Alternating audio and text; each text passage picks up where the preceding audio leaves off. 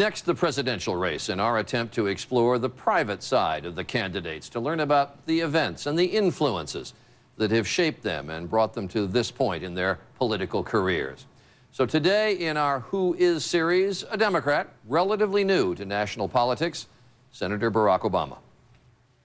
Every man is either trying to live up to his father's expectations or make up for his father's mistakes. And, in some ways, I'm probably doing both. Your mom comes from the Pacific Northwest, migrates to Hawaii, goes to college there, right away meets a dashing young Kenyan, gets pregnant. That's me. That's you.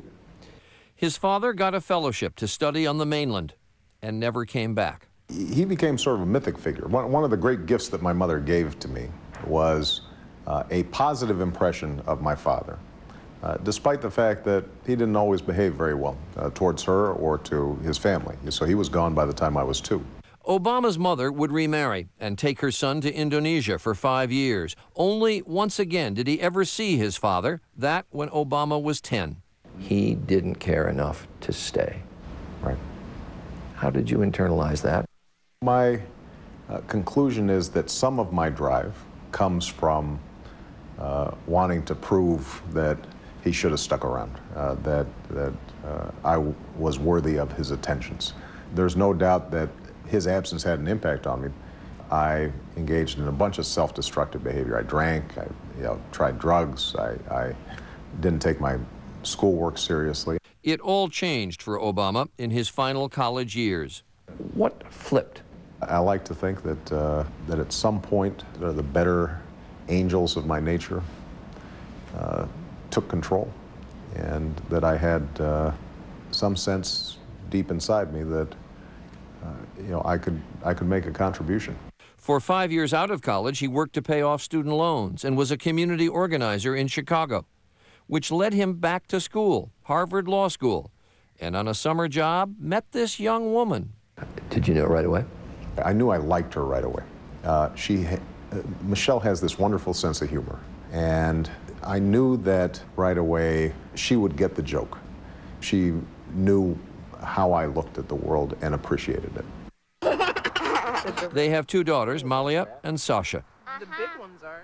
At first, Obama was intimidated by the Harvard law students. You kind of sense, these folks are running on nuclear energy and I'm running on steam. But he found he could more than hold his own, finishing first in his class and being editor of the Harvard Law Review. He's candid. It was at Harvard he first thought of running for president. I thought, these will be the people who will be leading at some point, and I feel comfortable within this group being able to lead. So did you think to yourself, Barack, what kind of hubris is this, that I am thinking about being president? Yes.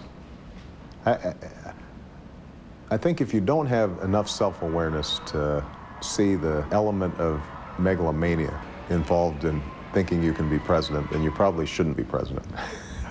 I think there's a slight madness to thinking that you should be the leader of the free world.